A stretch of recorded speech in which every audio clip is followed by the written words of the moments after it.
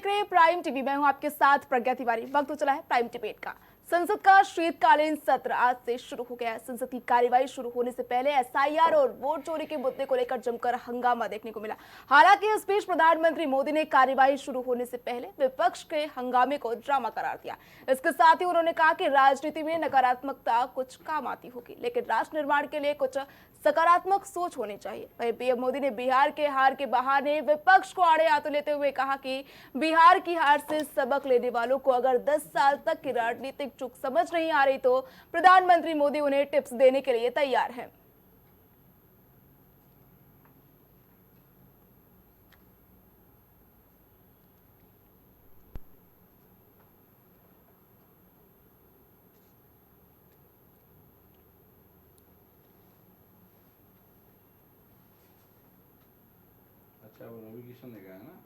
उनके अनुभवों का हमें सदन को लाभ मिलना चाहिए। इस नई पीढ़ी के अनुभव सदन के माध्यम से राष्ट्र को भी लाभान्वित करेंगे और इसलिए मेरा आग्रह रहेगा कि हम इन चीजों को गंभीरता से लें। ड्रामा करने के लिए जगह बहुत होती है, जिसको करना है करते रहें। यहां ड्रामा नहीं, डिलीवरी होनी चाहिए। नारे के लिए भी जितने नारे बुलवाने हो, पूरा देश खाली पड़ा है।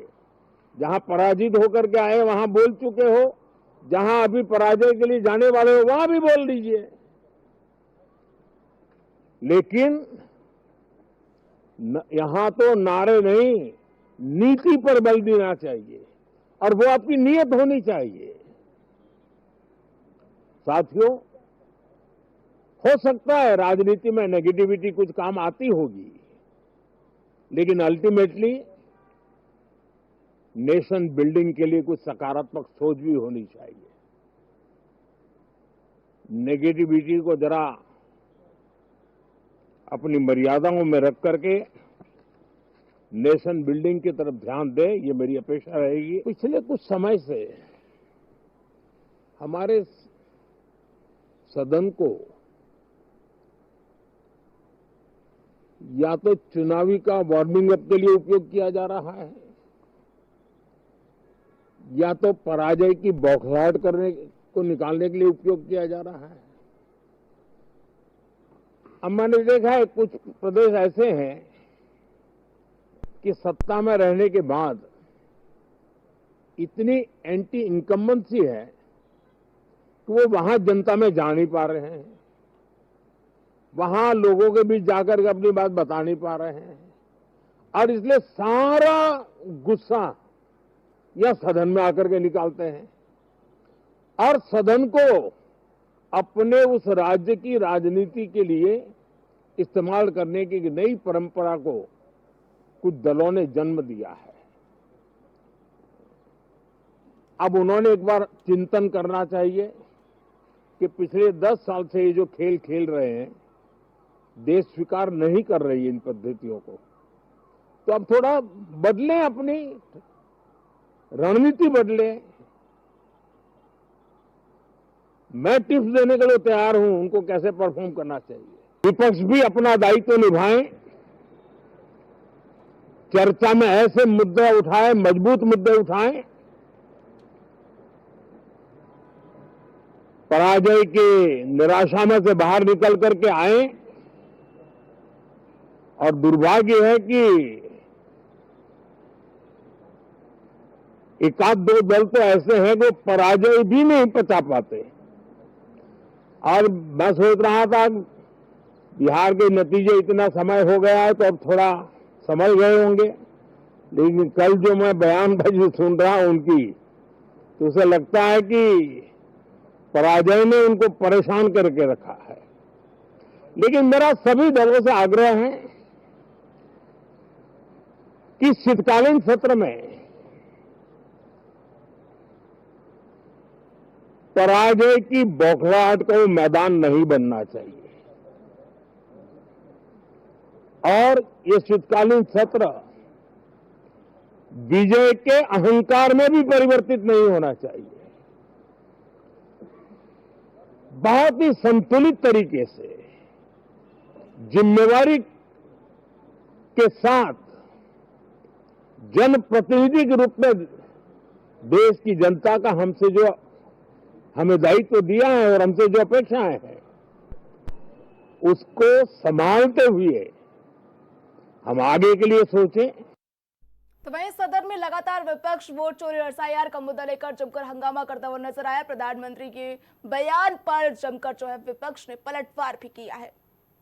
ड्रामा तो आप भी जानते हो कौन करता है। ये मुस्कुराहट बता रही है कि ड्रामा कौन करता है। ड्रामा, डेमोक्रेसी, केवल इसलिए ड्रामा शब्द का इस्तेमाल करना क्योंकि डी से डेमोक्रेसी है।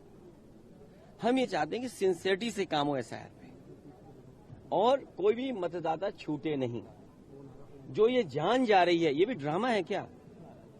हमारे साथियों ये बताइए, जो बीएलओ ये जान चली गई जिनकी, तो ये क्या ड्रामा था कि जान जाना? नाटक तो भारतीय जनता पार्टी के लोग तरह तरह का नाटक करते हैं, जग जाहिर है उनके नाटक का तो कोई दुनिया में मुकाबले नहीं है। विपक्ष पर यह आरोप निराधार है। नाटक के माहिर ये लोग हैं। Like what you said, pollution, other issues, SIR, which are, it is a huge issue for democracy. What is going on? Whether it's the election situation or the SIR, these are huge issues. Let's discuss them. What is Parliament for? Let's discuss them. Let them have a discussion. It's not drama. Speaking about issues, raising issues is not drama. Drama is not allowing discussion. Drama is not having a democratic discussion about issues that matter to the public. We've spoken about pollution. Why are we not raising it? Why are we not allowed to? Today I've asked for 0 hour on it. Why are we not allowed to discuss these things? के हंगामे को लेकर लोकसभा की कार्यवाही दिन भर के लिए स्थगित कर दी गई। तो वहीं इसके पहले राज्यसभा में पूर्व सभापति जगदीप धनखड़ के मुद्दे पर कांग्रेस अध्यक्ष मल्लिकार्जुन खड़गे और केंद्रीय मंत्री जेपी नड्डा के बीच जो है तीखी नोकझोंक भी देखने को मिली। आपका फेलिसिटेशन करने का जो कार्यक्रम है, उस कार्यक्रम की हम गरिमा भी बनाए रखें और उसके अनुसार ही अगर हम चर्चा करेंगे तो अच्छा रहेगा। आज के दिन जिस बात की चर्चा बीच में हमारे बहुत ही सम्मानीय लीडर ऑफ ऑपोजिशन ने बात लाई, उन बातों के बारे में अगर चर्चा करने लगे फेयरवेल के विषय पर और बाकी सारे विषय पर, तो मुझे लगता है कि वह इररिलेवेंट भी है और वह समय प्रासंगिक भी नहीं है। फिर यहाँ से भी चर्चाएं होंगी कि आपने चीयर लीडर कहा था, फिर यहाँ से भी चर्चाएं होंगी कि आपने उनके खिलाफ एक नहीं 2 बार उनके खिलाफ अविश्वास प्रस्ताव दिया था। तो ये चर्चाएं, जो वातावरण बना है उस वातावरण को बनाने में वह जिसे कहा जाए वो it is an obstacle in the good and congenial environment debate which was going on, number 1। Number 2, प्रधानमंत्री जी पर रेफरेंस करना लीडर ऑफ अपोजिशन की का कि आपने बाहर वक्तव्य दिया और हम भी देंगे। मुझे लगता है कि हमारे बहुत ही सम्मानीय है लीडर ऑफ ऑपोजिशन। ठीक है, आपको बिहार की हार ने, हरियाणा की हार ने, महाराष्ट्र की हार ने काफी तकलीफ पहुंचाई है, लेकिन तकलीफ को डॉक्टर के सामने बोलना चाहिए। तो जब डॉक्टर के सामने वक्त आएगा तो आप बोलिएगा और जब समय आएगा तो बोलिएगा। लेकिन इस अच्छे डिबेट के बीच में मुझे लगता है कि आपके द्वारा आप सभापति के रूप में पहली बार हाउस को कंडक्ट कर रहे हैं, आपके सम्मान में सभी लोग वक्तव्य देंगे तो अच्छा रहेगा। And impartial conduct of the proceedings of the House and providing just opportunity to members of each party, irrespective of the fact whether they belong to the opposition or treasury benches. Needless to state, is essential for the credibility of the august office. Sir, in this context of time-honored parliamentary traditions, I hope you will not mind that I am constrained to refer to your predecessor's completely unexpected and sudden exit from the office of the chairman Rajya Sabha, which is unprecedented in the annals of parliamentary history. Chairman, Rajya Sabha being custodian of the entire House, belongs as much to the opposition as to the government. I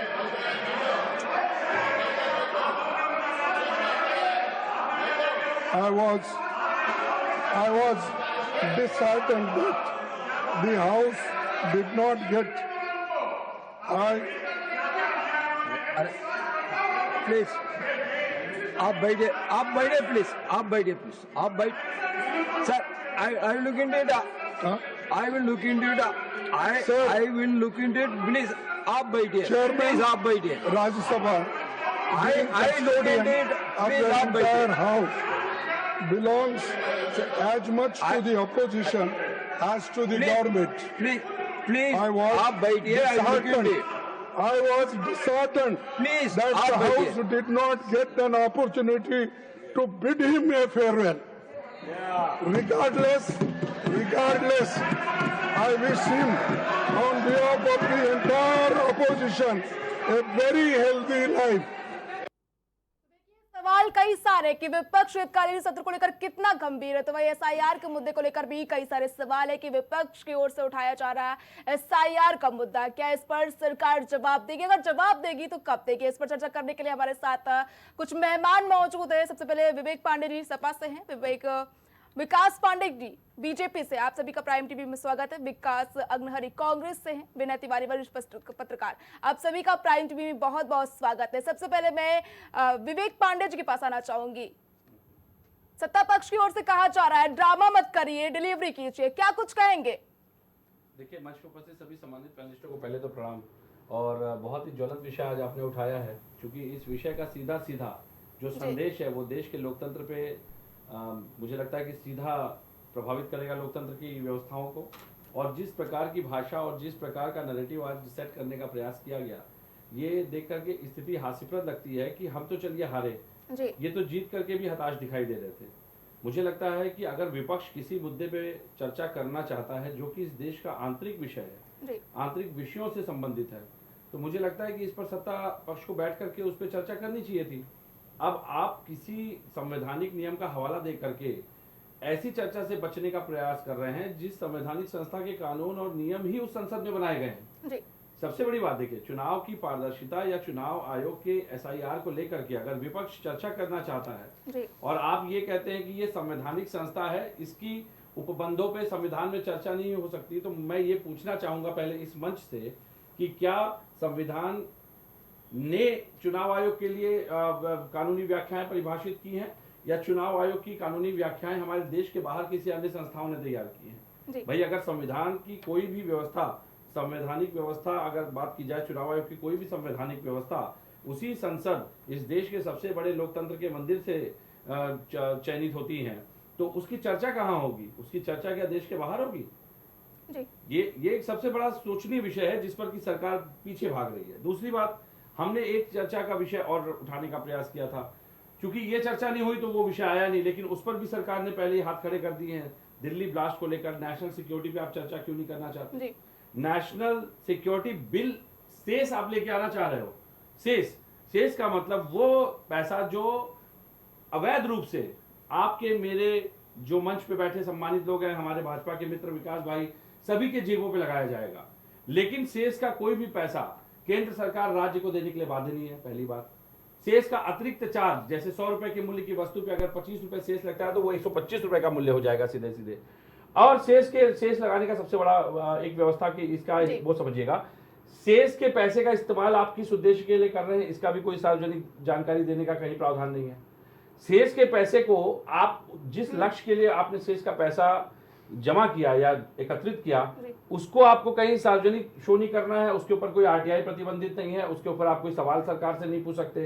तो ये तो मुझे लगता है PM care की तरह एक मनमाना फंड है जिसको आपने एक बिल के नाम पे नेशनल सिक्योरिटी और राष्ट्रपति बीमा स्वास्थ्य योजना के नाम से आपने केवल दो शब्दों को जोड़ करके, भावनात्मक रूप से जोड़ करके, देश की व्यवस्था के साथ खेल करके फिर से आपने पीएम केयर की तरह मनमाने तरीके से पैसे वसूलने की कवायद कर दी आगामी चुनावों के लिए। यकीनन इसीलिए सबसे बड़ी बात, अब मैं आऊंगा पीएम की 2-3 टिप्पणियों पे जो पीएम ने की कि ड्रामा। ये देश क्या छोटा पड़ गया था, इस देश की भौगोलिक परिधि क्या छोटी पड़ गई थी जो ड्रामा करने अब की बार ट्रंप सरकार अमेरिका चले गए थे। आप प्रधानमंत्री हैं, अगर आप अपने पद की गरिमा, अपने विपक्ष के राजनीतिक दलों की मर्यादा को नहीं बनाए रखेंगे तो हमारे लिए कौन सी मर्यादा आपके लिए बनाए रखने का कोई प्रावधान महत्वपूर्ण हो जाता है कि आप इस देश के लोकतंत्र के साथ मजाक करिए और हम सवाल भी नहीं पूछ सकते हैं। सबसे बड़ी बात इन्होंने क्या कहा, किरदार छोटा हो गया। किरदार छोटा हो गया है, ये हर क्षेत्र से अपना रिश्ता जोड़ लेते हैं। इन्होंने क्या कहा, ड्रामा करने के लिए बहुत जगह है। बिल्कुल, ड्रामा करने के लिए बहुत जगह है। वो जंगल में जाते हैं तो कहते हैं मेरा मोर से बहुत पुराना रिश्ता था, मोर के साथ फोटो खिंचवाने लगते हैं। वो एनसीसी के कैंप में जाएंगे तो वहां पे कहेंगे कि मैं बचपन में एनसीसी करता था। वो एवरेस्ट अच्छा हुआ कि अभी तक नहीं गए हैं, वरना कह देते कि मेरा बचपन भी एवरेस्ट में ही बीता था। चाय बनाने की बात करते हैं, कभी कहते हैं कि कभी किसी आदिवासी क्षेत्र में चले जाएंगे तो कहेंगे आदिवासियों से मेरा बहुत पुराना रिश्ता था।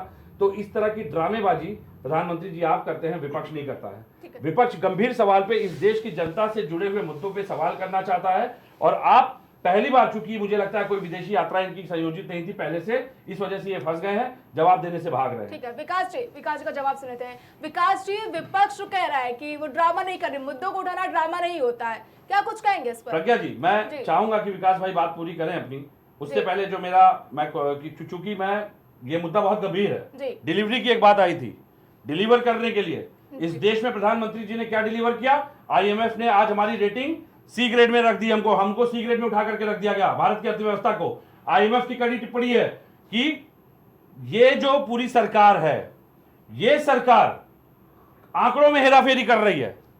इस बात को सुनने के बाद आपको समझ में आ रही है कितनी गंभीर टिप्पणी है हमारी व्यवस्था के ऊपर। काला धन 4 गुना हो चुका है। जिस काले धन को लाने की बात करके सत्ता में आए थे वो 4 गुना हो गया, लेकिन उस पर आज तक कोई एसआईटी या उसके लिए जो टास्क फोर्स बननी थी वो नहीं बनी है। जवाब सुन लीजिए, मैं आऊंगी पहले। विकास जी जवाब दीजिए। बहुत बहुत धन्यवाद। पहले तो प्रज्ञा जी, प्रज्ञा जी, सबसे महत्वपूर्ण विषय ये है कि आज जिस तरीके से संसद का शीतकालीन सत्र प्रारंभ हुआ, निश्चित तौर पर मुझे लगता है कि नए उपराष्ट्रपति, जो नए सभापति हैं संसद के, उनके लिए एक अनुभव का सत्र रहने वाला है।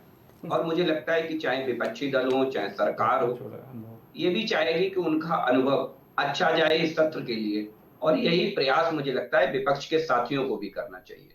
महत्वपूर्ण सत्र है क्योंकि सरकार इस सत्र में बहुत महत्वपूर्ण विधेयक और बिल लाने वाली है। सरकार के साथ कदम ताल मिलाकर के देश की प्रगति में हिस्सा बनना विपक्ष की नैतिक जिम्मेदारी है।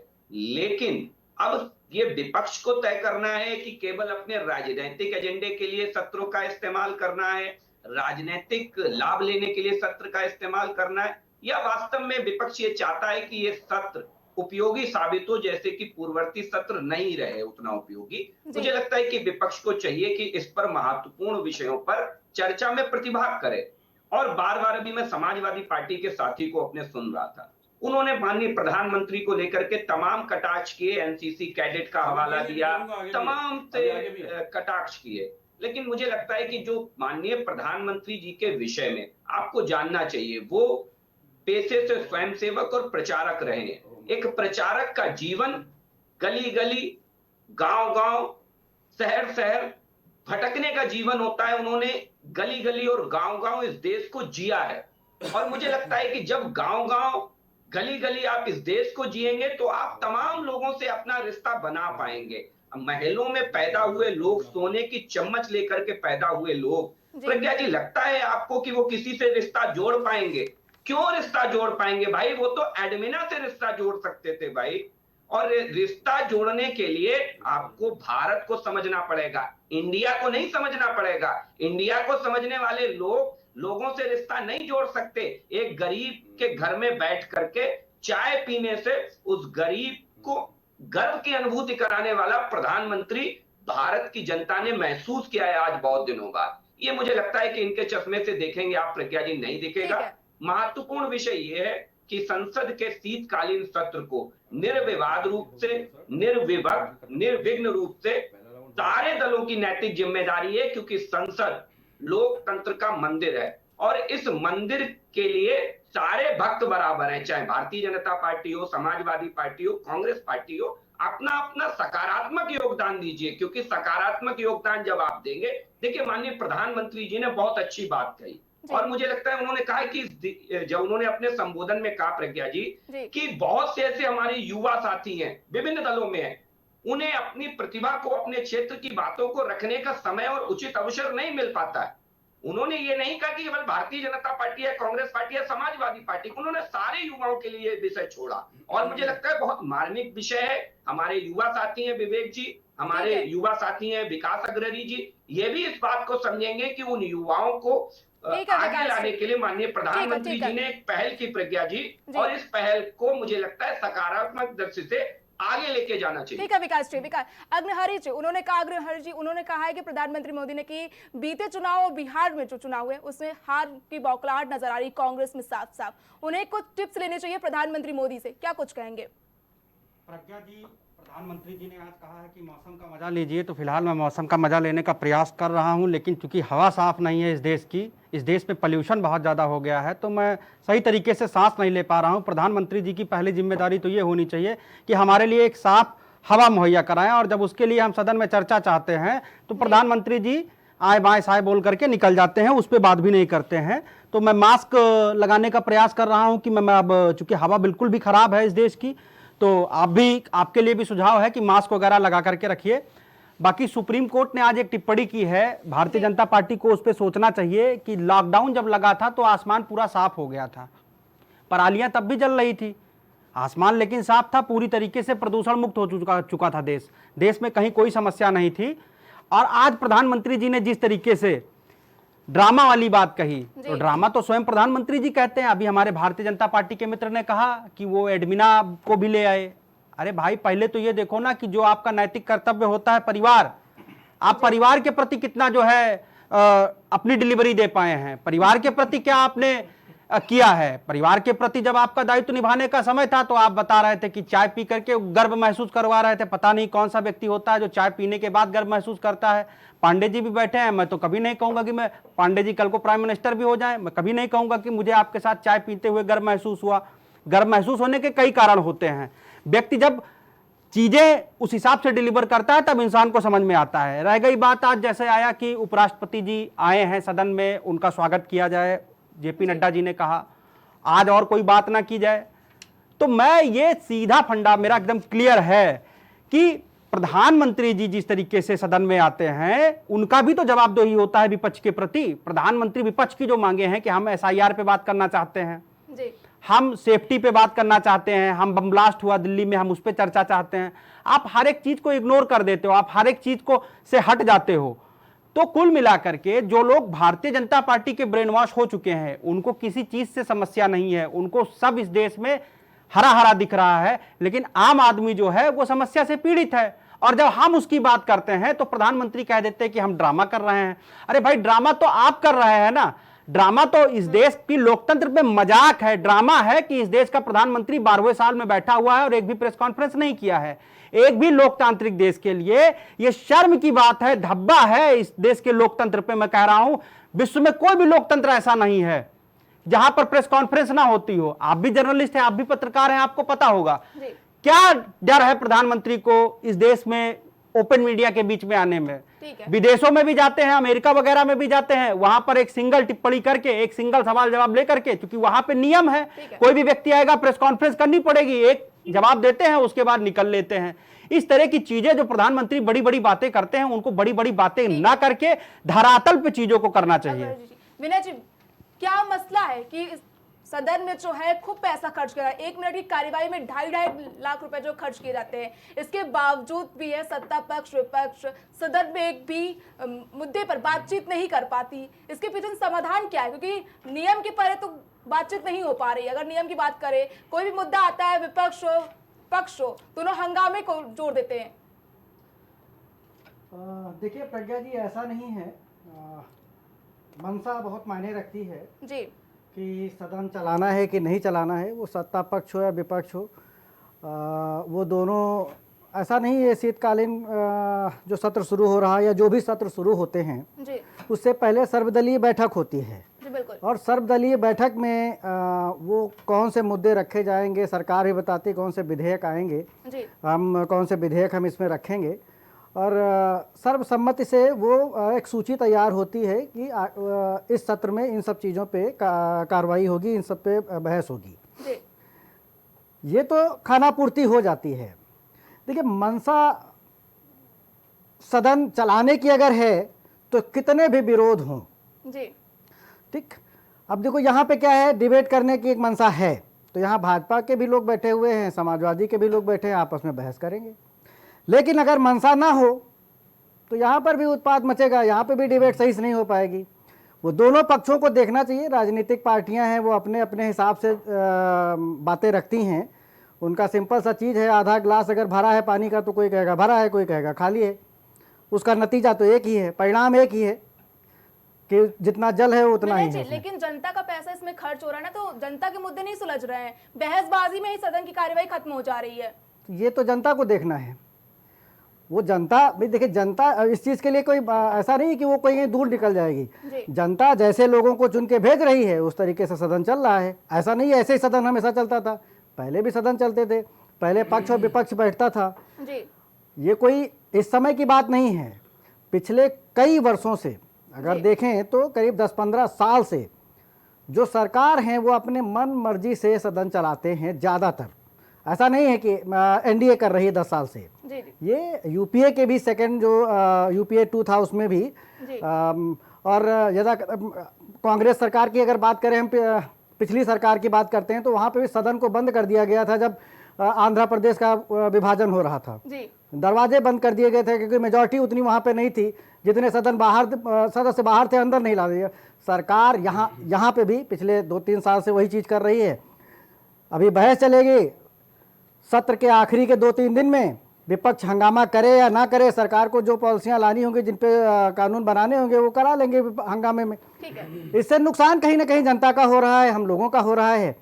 वाकई मैं प्रधानमंत्री के जी के जो है शब्दों पे, पूरे भाषण पे मैं ऐसा कुछ नहीं कहना चाहूँ, लेकिन उनकी एक बात मुझे ज़रूर अच्छी लगी कि सदन नारे के लिए नहीं है, वहाँ पे नीति निर्धारित करना चाहिए। नारे के लिए बहुत सारी चीज़ें हैं, आप बाहर कुछ भी करिए, सदन आप चलने ही नहीं देंगे तो किसका नुकसान होगा? जनता का नुकसान होगा। अब विपक्ष सोचता है कि हमारा फायदा है, सत्ता पक्ष सोचता है कि हमारा फायदा है, तो वो अपने अपने फायदे को लेकर रखें, लेकिन जनता का नुकसान हो रहा है। इस फायदे में नुकसान तो जनता का ही हो रहा है विनय जी ना। एग्जैक्टली, जनता का नुकसान हो रहा है। उसके मुद्दे कहीं ना कहीं जो डिस्कस होने चाहिए, जिन पे अच्छे तरीके से अगर कोई भी मुद्दा अगर कानून का रूप ले रहा है, कोई भी विधेयक लाया जा रहा है, उसको कानून का रूप दिया जा रहा है, तो उस पे अगर बहस होके उस पे कानून बनाया जाए तो एक अच्छा कानून बनेगा। लेकिन बिना बहस के अगर वो पारित होके कानून बनना है तो फिर एक ही मर्जी चल रही है। लेकिन बहस होने के लिए दोनों लोग जिम्मेदार हैं। ये कहना कि सरकार जिम्मेदार है, सरकार कहे कि नहीं विपक्ष जिम्मेदार है, ये दोनों लोग गलत है। ठीक है, अग्रहरि जी। विनय जी ने जैसे कहा, मैं विनय जी से डायरेक्ट सवाल करता हूं। विनय जी, आप बताइए, इन चीज़ों को देश के सामने रखिए। क्या साफ हवा की मांग करना विपक्ष गलत मांग कर रहा है? क्या एसआईआर में जो लोग आत्महत्या कर रहे हैं, सुसाइड कर रहे हैं, क्या विपक्ष गलत मांग कर रहा है? क्या जिस तरीके से दिल्ली में धमाके हुए विपक्ष उस पर चर्चा चाहता है, तो क्या विपक्ष गलत मांग कर रहा है? विपक्ष की जो मांग है, आप उसमें से एक मांग बता दीजिए कि ये गलत है। मैं कह रहा हूं, मैं चैलेंज कर रहा हूं कि अगले दिन विपक्ष वो मांग नहीं करेगा। आप एक मांग केवल बता दीजिए। यहां पे कोई बैठा कोई व्यक्ति इस चीज को कह दे कि हमारी एक भी मांग गलत है। मैं फिर कह रहा हूं कि ये जितने आपने मुद्दे बताए हैं, ये आपके पार्टी की जो पार्लियामेंट्री बोर्ड था, जो वहां पे जो नेता सदन होंगे आपके पार्टी के, उन्होंने सर्वदलीय बैठक में ये मुद्दे रखे होंगे कि हम इन पे बहस करेंगे।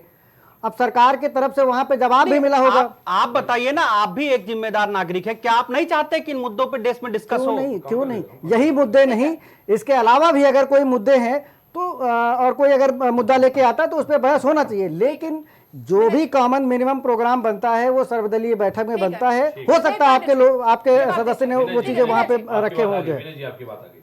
अभी आपने क्या कहा कि मोदी जी ने कहा, आदरणीय देश के प्रधानमंत्री जी ने कहा कि विपक्ष सदन नारे के लिए नहीं है। मैं आपकी बात को सहर्ष स्वीकार कर लेता हूं, लेकिन क्या ये परिधि केवल वर्तमान विपक्ष के लिए लागू होगी? यूपीए का जब शासनकाल था और कांग्रेस के नेतृत्व की सरकार थी, उस समय 2G स्पेक्ट्रम घोटाला और कोयला ब्लॉक आवंटन घोटाला को लेकर के भाजपा ने संसद में इससे भी भयावह चेहरा दिखाया था अपना। दूसरी बात, सुषमा स्वराज जी 2012 में उन्होंने कहा था संसद को चलने न देना भी लोकतंत्र का एक रूप है। ये तो मेरा बात सवाल हुई ये है, मेरा बीजेपी सवाल के ये है, नेतृत्व की ना। रुक जाइए मेरी बात आ जाए। मैं विनय जी की बात का काउंटर कर रहा हूँ, स्पेसिफिक विनय जी की बात का, जो इन्होंने कहा कि मोदी जी की ये बात बहुत अच्छी लगी। उस समय जब यूपीए का शासनकाल था, यही मोदी जी थे जो उस समय इस सरकार का हिस्सा थे, और अगर उन्होंने अपने सरकार को यह सलाह दी होती तो आज शायद ये दृश्य भी नहीं होता। हम तो सुषमा स्वराज जी के कहे हुए वाक्यों को आत्मसात करके ये मान के चले थे कि भाई विपक्ष अगर लोकतंत्र को बाधित, अगर सदन को बाधित कर रहा है तो वो भी लोकतंत्र का एक स्वरूप है। तो हम आपकी सरकार, जब आप सरकार में ना हो तो वो आपके लिए मीठा मीठा गपगप हो गया, आज हम आ गए तो कड़वा कड़वा धुधु हो गया। ये दोहरी परिपाटी नहीं चलेगी, पहली बात। दूसरी बात आई है, मेरी बात आ जाए, आपकी बात आ गई, अगला टर्न आपका। हर साल 2 करोड़ नौकरी 2000 चुनावी वादा था 2014 का, डिलीवर हो गई। हर नागरिक के खाते में 15 लाख डिलीवर हो गए। किसानों की आय दुगनी डिलीवर हो गई, इसलिए 700 किसान गए, शौक से उन्होंने अपनी जान की बलि दे दी। 100 स्मार्ट सिटी बनाने की बात थी 2014 में, वो भी बनके तैयार हो गया। देखिए रोशनियां हर जगह चमचमा रही है, सड़कों पे गड्ढे नहीं है, कहीं सड़क पे सांड नहीं है, एकदम पूरी तरह से अत्याधुनिक शहर हो गया। हम बीजिंग और शंघाई से आगे निकल गए हैं। स्वच्छ भारत अभियान में गंगा की सफाई ऐसी कि अलग से गंगा जी के पार्ट के बगल में पार्ट बना करके वीडियो फ्रेमिंग कराई जा रही है कि देखिए हमने गंगा साफ कर दी है। महंगाई पे नियंत्रण ऐसा कि आम आदमी की कमर टूटी जा रही है। कोविड जैसे परिप्रेक्ष्य में, परिदृश्य में जो भयावह दृश्य सामने आए, उसमें महंगाई की चर्चा अगर मैं इस समय करूं तो ये डिबेट खत्म हो जाएगी, महंगाई पे चर्चा समाप्त नहीं हो सकती। आतंकवाद की कमर तोड़ना, कम से कम 10 से अधिक ऐसी घटनाएं हुई कि हमारे देश के अंदर घुस करके आतंकवादी हमला होता है, और हम आज तक पुलवामा जैसे हमले की जानकारी सार्वजनिक नहीं कर पाए, क्योंकि हम ये सरकार कभी करना ही नहीं चाहती थी, क्योंकि जब चुनाव आएंगे आतंकवादी हमले हो जाएंगे। अभी एक ब्लास्ट हुआ, उस पर भी नहीं चर्चा करना चाह रहे हैं। सबसे बड़ी विडंबना की बात, उस पर भी सरकार चर्चा नहीं करना चाह रही है। नोटबंदी के लक्ष्य थे इनके, काला धन समाप्त करेंगे। अरे महाराज, काला धन 4 गुना हो गया। जो स्विस बैंक आंकड़े जारी कर रहा था, काला धन 4 गुना हो गया उसका, और आज के वर्तमान परिप्रेक्ष्य में काले धन पे बात नहीं हो रही है। इलेक्ट्रल बॉन्ड इन्होंने डिलीवर किया देश को, राष्ट्रीय सुरक्षा को डिलीवर किया, ऐसा कि राफेल जैसी परियोजना भी भ्रष्टाचार की भेंट चढ़ गई, उस पर भी ये बात नहीं करेंगे।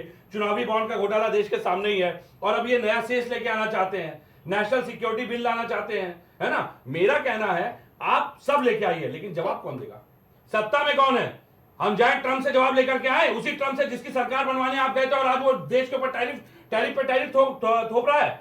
मैं ये पूछ रहा हूं, लोकतंत्र में अगर संसद सवाल करने के लिए नहीं है, उसको आप ड्रामा बता रहे हैं, तो उसका क्या जो इतने साल से आप इस देश के सामने परोसते आए हैं? आपकी हिम्मत कैसे हुई विपक्ष की किसी भी गतिविधि को आप ड्रामा घोषित कर रहे हैं? याद करिए वो दिन जब आप सत्ता से 15 साल बाहर थे।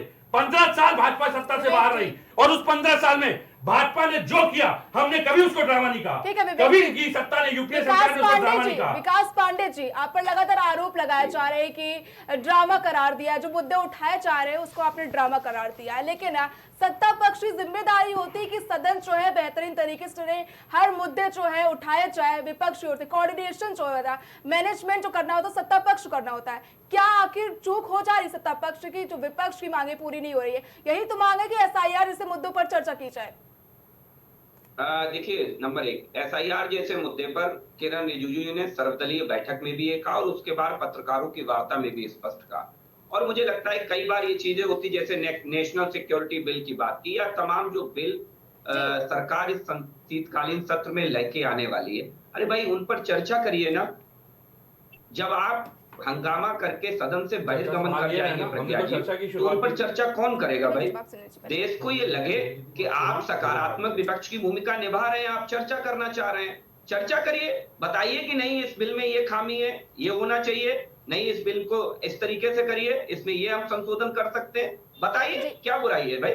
नहीं करेंगे। अब दिक्कत ये है कि हमारे साथी ने कोयला घोटाले का जिक्र किया। नहीं साहब, संसद में भारतीय जनता पार्टी ने भी कोयला घोटाला आया तो संसद में भारतीय जनता पार्टी उस समय विपक्ष में थी और बड़ा जोरदार हंगामा किया, लेकिन ये नहीं बताया कि वो घोटाला खोला कैग ने था। कैग ने जब उसकी रिपोर्ट सार्वजनिक की, तब उस पर जाकर के विपक्ष ने अपनी भूमिका का निर्वहन किया और सरकार से जवाब तलब मांगा, जवाब तलब किया। दूसरा, प्रदूषण की बात कर लीजिए। प्रदूषण पे हमारे साथी एक प्रोटेस्ट कर रहे थे, डिबेट में भी बैठे थे, इनसे पूछिए कि प्रदूषण को लेकर के आपने किया क्या? आपने किया क्या? अडानी के आज जंगल आप भारतीय कटवा जनता रहे पार्टी की हैं, हमारी मध्य प्रदेश में भी सरकार, जंगल कटने लगे, की छत्तीसगढ़ में सरकार, कटवा दिए, केंद्र की सरकार, छत्तीसगढ़ में कटवा बहुत दिए, गंभीर आदिवासियों विषय के घर है उजाड़ प्रज्ञा दिए। जी। ये बात करेंगे विवेक जी, कौन अरे कौन पे कहाँ कटवा रहा है? बीच जंगल में कौन बोलिए, कटवा रहा है? विवेक जी, बीच में नहीं बात बोला सुन ना। लीजिए विकास नहीं, जी। बीच में नहीं है, मैं ये आपको मेरा सवाल पूरा मौका है। दूंगी। मायने के लिए जंगल कौन देखिए, कटवा रहा है? जो ठीक है, डिबेट में विवेक जी, मेरा जवाब चरित्र सुन है, यही लीजिए। इनका चरित्र है, ठीक है। यही इनका चरित्र है। मुद्दे पर आइए तो मेरा विकास जी। निवेदन है भाई, भाई हमारी पार्टियों में लोकतंत्र है भाई साहब, आपकी तरह ऐसा नहीं कि एक तरफा चलता है कि अरे मोदी जी ने जो कह दिया सरकार, उस बात को कोई धैर्य से काटेगा सुनने नहीं। की आदत डालो इसीलिए तो भाई। मोदी की अधीर सरकार क्यों कहते हैं, बीजेपी सरकार का अधीर क्यों हो है, जाते एनडीए हो? सरकार का विवेक जी, है, बात मोदी की सुनिए। सरकार, विकास मोदी की जी, भाजपा है। विवेक जी, इसीलिए बस यही समस्या है, यही समस्या विवेक जी, ये बात सुन लीजिए इनके पहले। यहाँ चाटुकारी परंपरा है। देखिए कितने जो लोग कह दिया गया वो विवेक नहीं जी, पहले करना बात सुन है। लीजिए। हमारे यहाँ लोकतंत्र है, हम अपनी बात अपने नेता के सामने विवेक भी जी, रखते मेरी बात हैं। सुन लीजिए, विकास जी कुछ कह रहे हैं। अपने आप को क्या ठीक है, रिपीट करवाइए, विकास जी। क्या कह रहे थे, रिपीट करवाइए जरा। जी बात पूरी कीजिए। जी धन्यवाद। मेरा निवेदन है, मेरे साथियों से भी धैर्य से सुन ले, लिख ले, आराम से लिख ले, उसके बाद मुझे जवाब दे दे। ठीक है। देखिए बहुत महत्वपूर्ण चीज है, देश के प्रधानमंत्री ने जब पहल की, वो अपने हर जन्मदिन पर, बहुत गंभीर विषय है, इसे लाइटर नोट में लेना विपक्ष की आदत है तो वो लेगा, लेकिन मैं ये बात आपके माध्यम से देश के, आपके दर्शकों तक, देश के तमाम नागरिकों तक पहुंचनी चाहिए। देश का प्रधानमंत्री अपने जन्मदिन पर ड्राइव चलाता है एक पेड़ मां के नाम, और वो देश के आम नागरिकों से ये कहता है कि कम से कम एक पेड़ मां के नाम लगाइए। फिर तो 140 करोड़ की आबादी के हिसाब से पिछले 10 साल में कितने पेड़ लग गए? 1400 करोड़ पेड़ लग गए। विपक्ष में बैठे हैं, अरे कुछ तो लॉजिक वाली बात करिए। परिवारवादी आप लोग जो है सिर्फ और सिर्फ, आप लोग सिर्फ और सिर्फ जो है पैसा कमाने के लिए योजनाएं लेकर के आते हैं, कितना ज्यादा पैसा कमा सके। 14 पेड़ दिखाइए आप। आपको मालूम है प्रियंका गांधी ने अपने लड़कों के नाम के आगे से बॉर्डर हटवा दिया अपने बच्चों के नाम। 14 पेड़ लगाइए, 14 पेड़ दिखाइए। आप किसी के नाम के चक्कर में मत पड़िए, आपका जीवन इसी बीत जाएगा। सवाल ये है कि क्यों नहीं सदन में चर्चा हो पा तो रही ये है? परिवारवादी लोग हैं, झूठे लोग हैं, देश की जनता को झूठे नैरेटिव से चलना चाहते हैं, सच सुनने का सामर्थ्य नहीं है। आप नॉन बायोलॉजिकल हैं, आपको परिवार से कोई मतलब नहीं है। आप कहिए, आप छोड़ के भागिए। आप छोड़कर भागिए, उसको गर्व का विषय बनाइए। हमारे लिए वो गर्व का विषय नहीं हो सकता। कितने पेड़ लगाए पूछे इनसे। विकास जी, विकास जी मुद्दे से मत भटकिए।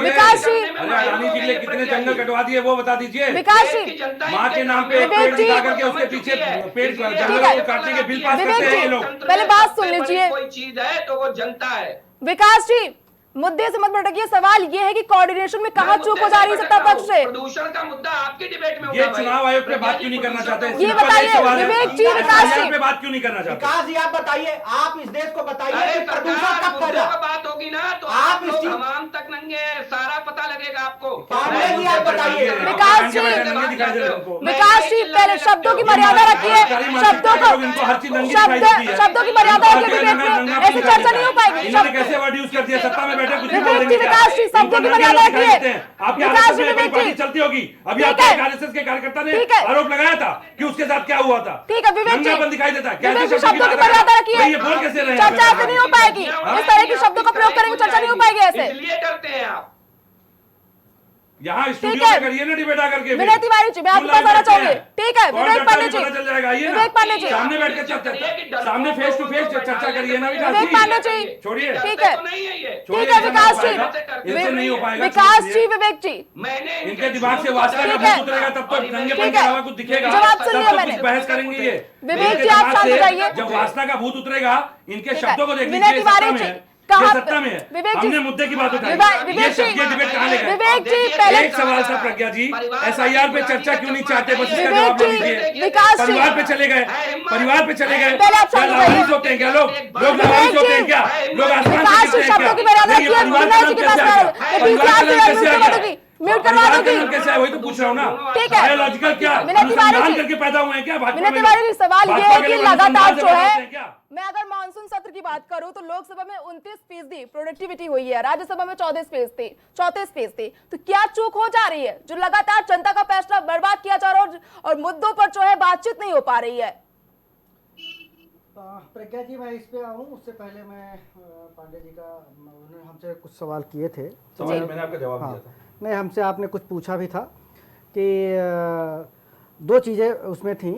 एक तो ये कि आपने कहा कि आप भाजपा सरकार के समय के बोले, मैंने साफ साफ बोला था कि मैंने 15 साल बोला था। मैंने कहा था यूपीए सरकार का जो दूसरा कार्यकाल था उसमें भी सदन सही से नहीं चली, वहाँ पे नहीं चली तब विपक्ष भाजपा के पास था, कहीं ना कहीं उसने जो है विरोध किया। मेरी बात खत्म हो जाने दीजिए, ठीक है ना। और 10 साल इधर, मैंने 15 साल बोले थे। दूसरी चीज आपने कहा कि जब आपकी सरकार आती है तब आप मीठा मीठा गप, तो सरकार मेरी नहीं है, वो हम सबकी है। मैं नहीं, ये भाजपा की था। हाँ लेकिन वो लेकिन चूंकि आपने उसके परिप्रेक्ष्य में जवाब दिया था, इसलिए मैंने उस पर काउंटर दिया तो था। मेरी सरकार नहीं, हम सबकी सरकार है। मैं ना तो कोई राजनीतिक पार्टी से हूँ ना कोई मैं ऐसा कुछ वो करता हूँ। दूसरी चीज कि सदन चलाने के लिए देखिए हमने फिर कहा कि दोनों पक्षों को ज्यादा जिम्मेदारी बैठ के जब कम और ज्यादा जब आएगा तो फिर आप इस पे भी आप आइए कि फिर देश में फिर जिम्मेदारी फिर ज्यादा किसकी है जी, ठीक है ना। बिल्कुल आपको पॉलिसी का विरोध करने के लिए, पॉलिसी को सही तरीके से क्रियान्वयन करने के लिए विपक्ष की जिम्मेदारी यही होती है। विपक्ष का काम पॉलिसी बनाना नहीं है जी। वो चाहे भाजपा जब विपक्ष में हो या महागठबंधन जब विपक्ष में हो, पॉलिसी मेकर का काम तो गवर्नमेंट का ही है, वो बनाएंगे। आप उसकी कमियां रखिए, उनकी कमियों को दुरुस्त करवाइए, सही से पॉलिसी लागू करवाइए। ये पक्ष विपक्ष का काम है तो सब लोग जानते होंगे। मैं सदन चलने के लिए सिंपल सा चीज कह रहा हूं कि दोनों लोगों की जिम्मेदारी है, कम और ज्यादा की बात नहीं है। सदन ऐसा भी नहीं है 543 सदस्य होते हैं, उसमें 543 नहीं जो है उत्पात मचाते हैं। अगर उस 543 में से 43 ही अगर उत्पात मचाते तो सदन नहीं चलेगा। तो कम और ज्यादा की बात नहीं है, प्रभावी ढंग से सबको अपनी भूमिका निभानी पड़ेगी। मैं इन सब मुद्दों में नहीं पढ़ना चाह रहा हूँ, ये सब राजनीतिक मुद्दे हैं, भाजपा इनके ऊपर लगाएगी, ये उनके ऊपर लगाएंगे, ये लोग जाने। सदन नहीं चल रहा, ये दुर्भाग्यपूर्ण है, ये विपक्ष के लिए भी और ये पक्ष के लिए भी। अग्रहरि जी, मैं आपसे जवाब लेना चाहूंगी कि लगातार जो है जगदम्बिका पाल उन्होंने कहा कि ये जो हंगामा किया गया, सुबह जो हंगामा हुआ, ये पहले से रचा गया हंगामा है। प्रज्ञा जी, मैं बार बार इस चीज को कह रहा हूं कि जो हमारी मांगे हैं वो आप मान लीजिए, हमारी चर्चाएं हो जाने दीजिए शांतिपूर्ण तरीके से। नहीं तो हम शांतिपूर्ण तरीके से ही तो कह रहे हैं, एसआईआर पे चर्चा करिए, साफ हवा पे चर्चा। बवाल करना, आवाज ऊंची करके बातें करना, आवाज ऊंची करके जब आप मौका ही नहीं देंगे, आप चाहेंगे ही नहीं चर्चा होना, चर्चा तो आप ही नहीं चाहते हैं ना। पहली बार नहीं हो रहा, कई बार सदन में ऐसा हुआ। ये इनकी ये सरकार की ये सरकार की पॉलिसी हो गई है, ये सरकार की पॉलिसी हो गई है कि हमें चर्चा से मतलब ही नहीं है, चर्चा होगी नहीं, साफ हवा पे कोई बात करेगा नहीं। सरकार तो कह रही है हम तैयार है चर्चा करने के लिए। कहाँ चर्चा हो रही बताइए ना। तैयार है तो आइए, तैयार है तो आइए, तैयार है तो आप बताइए ना कि जीडीपी के जब आप आंकड़े जारी करते हैं तो उसका जो पिछला रेवेन्यू लेते हैं तो वो 2012 का लेते हैं, जो कि कहीं से भी वो नहीं। हर 5 साल में वो चीजें बदलनी चाहिए, हर 5 साल में जीडीपी का जो ग्रोथ रेट होता है वो बदलना चाहिए। आप अभी भी 2012 के आंकड़े जारी करके पीठ थपथपा रहे हो। सरकार कहेगी कि अरे भाई साफ आंखों से दिख रहा है कि अगला आदमी जो है चोरी कर रहा है, अगला आदमी झूठ बोल रहा है, तो झूठ बोलने पे कोई चर्चा करना चाहेगा क्या? कोई नहीं चर्चा करना चाहेगा ना। जगदीप धनखड़ जी को फेयरवेल नहीं दिया गया, पहली बार इतिहास में ऐसा हुआ है, किसी एक हमारे सभापति को फेयरवेल नहीं दिया गया। जगदीश धनखड़ जी स्वस्थ हैं, लगातार स्पीच दे रहे हैं, लगातार लोगों से मिल रहे हैं, उनको फेयरवेल नहीं दिया गया। हम अगर इस पे चर्चा की मांग करते हैं कि भाई एक वो भी सभापति थे, उनको भी फेयरवेल, एक सबका हर एक व्यक्ति का होता है, उनके लिए भी होना चाहिए। भारतीय जनता पार्टी नहीं कर रही है, चर्चा नहीं चाहती है, तो बहुत सी ऐसी चीजें हैं, बहुत से ऐसे मुद्दे हैं जहां भारतीय जनता पार्टी भागना चाहती है। और सरकार जब भागती है, सरकार भागना चाहती है, तो उसका तो काम ही है कि विपक्ष को बता दो कि भाई आप ड्रामा कर रहे हो, आप जो है नारेबाजी कर रहे हो, आप चाहते ही नहीं हो चर्चा करना।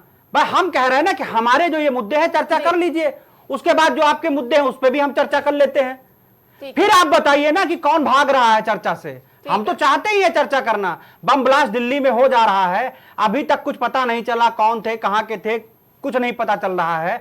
और आप कह रहे हैं, आपने जैसे एक मैं बता दूं प्रज्ञा जी, आपने होल्ड पे रखा था, वो क्या बोलते हैं ऑपरेशन सिंदूर, होल्ड पे था ऑपरेशन सिंदूर, अभी पता नहीं कब लॉन्च होगा ऑपरेशन सिंदूर। भाई सरकार ने तो कहा था ना अगला एक भी टेरर अटैक मोदी जी का ही भाषण था, देश पे सीधा युद्ध माना जाएगा।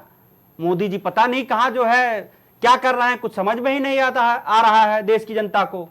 मोदी जी कर क्या रहे हैं? हम तो यही चाहते हैं ना कि अच्छा, एटलीस्ट वो हरीश कुछ जी, करें। ऐसे मुद्दे होते हैं जो बिल पास होने वाले हैं, 13 लगभग जो है बिल पेश किए जाएंगे। क्या इन मुद्दों पर जो है विपक्ष आवाज उठाएगा, इनके खिलाफ जाएगा? क्योंकि जनता चाहती है कि उनके जो हक की मांगे हैं उन पर विपक्ष जो है मजबूती से सामने आए और उसका विरोध करे। नहीं तो जनता क्या साफ हवा नहीं चाहती है? क्या आप साफ हवा चाहती है कि नहीं चाहती? प्रज्ञा जी बताइए। तो आप सदन में नारेबाजी करते हैं ना? नहीं, अरे हम नारेबाजी कर रहे हैं। विकास पांडे बैठे हुए, मैं इनसे कह रहा हूं कि आपको साफ हवा चाहिए कि नहीं चाहिए, तो विकास पांडे कह रहे हैं कि इस पे हम चर्चा नहीं करेंगे। मैं इनसे ये पूछ रहा हूं, आप साफ हवा चाहिए कि नहीं चाहिए? कहेंगे हम इस पे चर्चा ही नहीं करेंगे। भाई ठीक है, हम बोलना ही नहीं चाहते, नो कमेंट। ठीक, साफ हवा पे नो कमेंट। जवाब सुन लीजिए अब विकास जी। बहुत बढ़िया सवाल किया मेरे साथी। हम भी साफ हवा चाहते हैं और हम देश के लिए साफ हवा चाहते हैं। मैंने बहुत गंभीर मुद्दा छोड़ा था, मैंने कहा था कि इनका काम है कि हर गंभीर विषय को, सरकार के गंभीर विषय को मजाक बना करके उड़ा देना, और देश की जनता ने इनका मजाक बना दिया। देश के प्रधानमंत्री इनिशिएटिव लेते हैं, एक पेड़ मां के नाम लेकर के आते हैं, हम सबने लगाए, देश की आम जनता ने लगाए, उसमें प्रतिभाग किया। जरा पूछना मेरे दोनों साथियों से कितने पेड़ लगाए हैं, पूछने ना। तो इनके देश की हवा स्वच्छ चाहिए, लेकिन अपनी राजनीति चमकाने के लिए मैं बता दूं कि बगिया लगा है, चल के आओ, चलो दिखाएं। आप डर गए ना? नहीं बता दें। डरते तुम हो, तुम पैदा ही मोदी के नाम पे हुए हो। समस्या ये है ना कि तुम्हारी राजनीतिक सोच ही मोदी के चरणों में होती है, वहीं से खत्म हो जाती है। तुम इस देश में सब कुछ मोदी मोदी मोदी में चाहते हो। हमारा कर्तव्य है भाई, हमारे नाना, हमारे बाबा, हमारे दादा पेड़ लगाए हुए हैं, हम उन्हीं का फल खाते हैं। जवाब सुनिश्चित करो कि ये सुने। प्रज्ञा जी ये सुनिश्चित करिए कि ये सुने जैसे मैंने इन्हें सुना। हाँ सुन रहे, आप बात पूरी प्रज्ञा जी कीजिए। सुनिश्चित करिए आप कि जैसे मैंने सुना हाँ सुन रहे, विकास जी बात पूरी करिए। जी देखिए, दो तीन चीजें हैं जी। सदन को, जैसे बार बार सदन के कह रहे थे कि मेरी बात पर चर्चा होनी ये चाहिए, काफी अधिकार है, आपको मालूम होना चाहिए। ध्यान आकर्षण प्रस्ताव ले आइए सदन में, आप चर्चा के लिए है ना रास्ता कि सदन को बाधित करना है, सदन को अवरुद्ध करना है, और सरकार जो कामकाज करना चाहती है, जो बिल लाना चाहती है, नहीं साहब वो पास नहीं होने चाहिए। अब उद्देश्य इनका क्या है, ये मुझे लगता है कि इस पर कांग्रेस कहती है कि इंदिरा गांधी, जवाहरलाल नेहरू के समय ऐसा कुछ नहीं हुआ, तब वो भी तो प्रधानमंत्री थे, तब तो सदन में कार्यवाही बिल्कुल आराम से चलती थी, अब क्यों ऐसा हो रहा है? जी बहुत अच्छी बात की आपने, नेहरू जी याद दिला दिए, क्योंकि अभी इन्हें धनखड़ याद आए थे तो मुझे डॉक्टर राजेंद्र प्रसाद भी याद आए थे। क्यों आपको नेहरू याद आए? तो मुझे इसलिए डॉक्टर राजेंद्र प्रसाद याद आए, और पूरे देश को मालूम है डॉक्टर राजेंद्र प्रसाद जी के साथ कांग्रेस पार्टी ने कैसा व्यवहार किया। और जब इंदिरा जी की बात आती है तो इमरजेंसी कोई नहीं भूल जाता मेरे भाई, कोई नहीं भूल जाता। सबको याद है कि इंदिरा जी सदन छोड़िए, उन्होंने आम जनमानस तक को नहीं छोड़ा, उन्होंने उन लोगों को भी नहीं छोड़ा जो कवि थे, गायक थे, उनको भी नहीं छोड़ा। राजनीतिक राइवलरी तो बहुत दूर की बात है, आपने कहा छोड़ दिया। चर्चा जब होगी, अब देखिए डर गए ना, बस यही आपका होता है। तो आप समझ लेना कि ये डर रहे हैं। जब ये लोग बोले बीच में, प्रज्ञा जी आप और आपके दर्शक ये समझ लें कि ये डर रहे हैं अपना सच उजागर होने से। ये देश बहुत अच्छे से जानता है कि आप चाहे धनखड़ जी की बात कर लीजिए, चाहे किसी की, आपका चाल चरित्र चेहरा बहुत अच्छे से वाकिफ है। आप बार बार चर्चा की बात करते हैं। आप सबको याद है मणिपुर को लेकर के कांग्रेस पार्टी ने सदन को भरपूर रूप से बाधित किया और मांग करी कि देश के प्रधानमंत्री आकर के सदन को जवाब दें आकर के मणिपुर के ऊपर। और सबको, पूरे देश को याद है, हमारे विश्लेषक साथी तिवारी जी बैठे हैं, जब देश के प्रधानमंत्री सदन को संबोधित करने आए तो हंगामा करके वॉकआउट करके भाग गए। ये बात करते हैं सदन के मुद्दों की, इनकी हैसियत है बात करने की। ये देश से इन्हें कतई मतलब नहीं है, इन्हें केवल मतलब है अपनी राजनीति से। इसीलिए देश के प्रधानमंत्री ने संसद में ये कहा कि यहां तो कम से कम बख्श दीजिए, आप सड़क की सड़कें आप जाम करिए, कुछ भी करिए, लेकिन सदन लोकतंत्र का मंदिर है, उसे बख्श दीजिए। आप बात करते हैं बीएलओ की हत्या की, यहां पर जिक्र उठाया इन्होंने, हमें भी गहरी संवेदना है। उत्तर प्रदेश की सरकार ने तत्काल इसका संज्ञान लिया और अपने एसडीएम और डीएम को भी इस बात के लिए आग्रह किया है कि आप किसी भी प्रकार से बीएलओ के साथ, जहां बीएलओ ने काम कम किया है वहां पर जाकर के लोगों को लगाएं, सुपरवाइजर लगाएं, अन्य जो लेखपाल हैं उनका सहयोग के लिए लगाएं, स्पष्ट आग्रह किया। मेरा निवेदन है, 1 मिनट में खत्म करूंगा। बीएलओ ने तो आत्महत्या बंगाल में भी की है। बीएलओ राज्य सरकार का एम्प्लॉय होता है ना, कभी पूछा है? ऐसे तो विकास जी उत्तर प्रदेश में भी 8 बीएलओ की मौत हो चुकी है। विकास जी बीएलओ की मौत की आपने बात करी है, उत्तर प्रदेश में 8 लोगों की मौत हो चुकी है। आज ही संभल में जो है एक बीएलओ की मौत हो गई है। मैंने बताया ना आपको कि माननीय योगी आदित्यनाथ जी ने इस पर पहल की। मैंने इसीलिए ये मुद्दा उठाया, मैंने खुद उठाया कि इनसे पूछिए ना जो बीएलओ की मौत पर राजनीति करने वाले, अपनी ममता दीदी से एक सवाल पूछिए है कि उन्होंने क्या किया बीएलओ के लिए। ठीक है विकास जी, क्या सहूलियत दी? ठीक है विकास जी, बीएलओ की मौत की आड़ में एसआईआर विकास जी, कराना और ठीक है, घुसपैठियों का भारत को परमानेंट अड्डा बनाना, ठीक है, ठीक ये है, इनका उद्देश्य है। प्रज्ञा जी, विवेक जी जवाब दीजिए। देखिए, अभी हमारे मित्र ने बहुत अच्छी बात की किसने क्या किया, और इससे पहले इन्होंने जो कहा कि इनकी सरकार ने, जी आपने भी सुना होगा, आप राजनीतिक विश्लेषक हैं विनय भैया, आप भी ध्यान दीजिएगा, इनके शब्द पकड़िएगा। मुझे अभी तक ये पता था कि राज्य सरकारें निर्देशित करती हैं। इन्होंने कहा कि हमारी सरकार ने डीएम एसडीएम से आग्रह किया है, आग्रह हाथ जोड़ के किया जाता है क्योंकि चुनाव जीतना है, और चुनाव जितवाने में सबसे बड़ा योगदान इन्हीं लोगों का होगा, क्योंकि चुनाव में इलेक्शन कमीशन के साथ मिल करके यही लोग काम करते हैं। तो इनकी सरकार ने निर्देशित नहीं किया है, आग्रह किया है। अब वो आग्रह किसने किया है, क्योंकि इन्होंने यूपी की बात की तो ये बात सीधे उत्तर प्रदेश के मुख्यमंत्री पर जाएगी। अब ये इनके प्रवक्ता के शब्द हैं कि हमारी सरकार ने सभी से आग्रह किया है कि इसकी जांच करे। अब रुक जाइए, अरे सुनिए, अभी तो डर गए, डर गए, डर गए, जवाब सुन लीजिए, विकास जी जवाब सुन लीजिए, क्या बात कर रहे हैं, विकास जी जवाब सुन लीजिए, आप किसी को सत्य सुना रहा, विकास जी पहले जवाब सुन लीजिए, आपको मौका दिया जाएगा, मौका दिया जाएगा, विकास जी मौका दिया जाएगा, ड्रामा होगा, लेकिन ठीक है, फंस गए अपने ठीक है विवेक जी। उसके बाद इन्होंने पूछा किसने क्या किया। हमारी पार्टी ने तो चलिए विपक्ष में रहते हुए 2-2 लाख रुपए का अनुदान सहायता राशि हमने उस परिवारों को दी, ताकि कम से कम वो अंतिम क्रिया सही तरीके से सुचारू रूप से संपन्न करा सके। हमने सरकार से मांग की कि आप आश्रितों को 1 नौकरी और 1 करोड़ रुपए की सहायता निधि की घोषणा करिए। ये हमसे पूछेंगे क्या किया। इनके मुख्यमंत्री किसी से मिलने तक नहीं गए। हमारे पार्टी के जो राष्ट्रीय अध्यक्ष हैं आदरणीय अखिलेश यादव जी परिवार से मिलने घर पहुंच गए शाम को, और ये हमसे पूछेंगे हमने क्या किया। इनका हर प्रवक्ता हर चैनल पे बैठ करके बीएलओ की मौतों के कारणों को नकार रहा है, जैसे लग रहा है कि संवैधानिक संस्था है, चुनाव आयोग इनके लिए काम कर रही है। अरे आपको तो निष्पक्षता से बोलना चाहिए था कि जो भी डीएम एडीएम जो भी उसके ऊपर प्रशासनिक अधिकारी जो परिवार का आरोप है या सुसाइड नोट में है, जो भी उनके ऊपर दबाव डाल रहे हैं, उनका अपमान कर रहे हैं, गालियां दे रहे हैं, उनके ऊपर एफआईआर करो। ठीक है, प्रशासनिक अधिकारी पे कार्रवाई करने से क्या दिक्कत थी। आपने जो संशोधन किया चुनाव आयुक्तों के लिए किया था कि उनके ऊपर कोई दंडात्मक या सिविल केस फाइल नहीं किया जा सकता, लेकिन प्रशासनिक अधिकारी एडीएम कानून को डीएम जिनके नाम आ रहे हैं, मोबाइल चैट वायरल की परिवार दिखा रहा है बकायदा, उनके ऊपर कार्रवाई करने में क्या दिक्कत है। एफआईआर क्यों नहीं लॉन्च की जा रही है। कारण यह है क्योंकि ये निर्देशित नहीं कर रहे हैं, ये आग्रह कर रहे हैं, और आग्रह वही करेगा व्यक्ति जहां पे वो बहुत मजबूर होगा। चुनाव जीतना है भाई, और ये हर चैनल पे बैठ के बीएलओ की मौत नकार रही है। हमसे पूछेंगे इनकी हैसियत क्या है कुछ करने की, इनकी हैसियत क्या है बीएलओ के परिवार के सामने जाने की।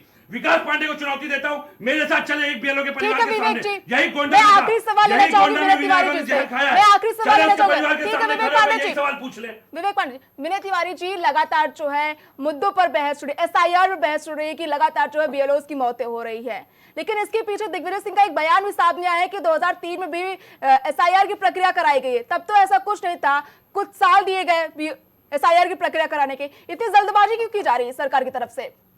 देखिए निश्चित तौर पे ये बेहद गंभीर बात है जो बीएलओ आत्महत्या कर रहे हैं या उनकी मृत्यु हो रही है जी। अब वो सुसाइड कर रहे हैं, किसी अन्य कारणों से हो रहे हैं, ये तो खैर जांच का विषय है और ये नहीं होना चाहिए, पहली चीज़।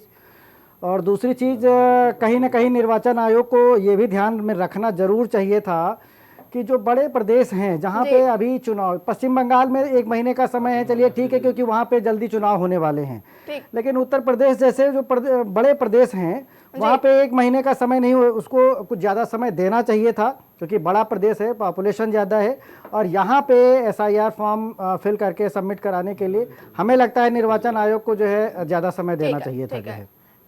फिलहाल के लिए चर्चा में इतने ही। बता दें कि हमारे साथ जो है पैनल में कुछ मेहमान मौजूद थे। आप सभी का प्राइम टीवी से जुड़ने के लिए बहुत बहुत धन्यवाद। आपको बता दें कि लगातार जो है संसद में प्रधानमंत्री के बयान, ड्रामे वाले बयान पर सियासत जो है गरमाई हुई नजर आ रही है। प्रधानमंत्री के बयान पर रवि किशन का भी बयान सामने आया था। उन्होंने कहा ड्रामा करना है तो एक्टिंग का पूरा स्कूल बना है, वहां पर रंगमंच करे। आपको बता दें कि शीतकालीन सत्र के पहले दिन है वित्त मंत्री निर्मला सीतारमण ने 2 अहम बिल पेश किए, लेकिन सबकी निगाहें इन 18 दिनों में टिकी हुई। 19 दिसंबर तक शीतकालीन सत्र चलेगा। सभी की निगाहें टिकी हुई है कि संसद की कार्यवाही जो है क्या वो सरल और सुगम तरीके से चलेगी या फिर यही हंगामेदार देखने को मिलेगी। फिलहाल के लिए इस चर्चा में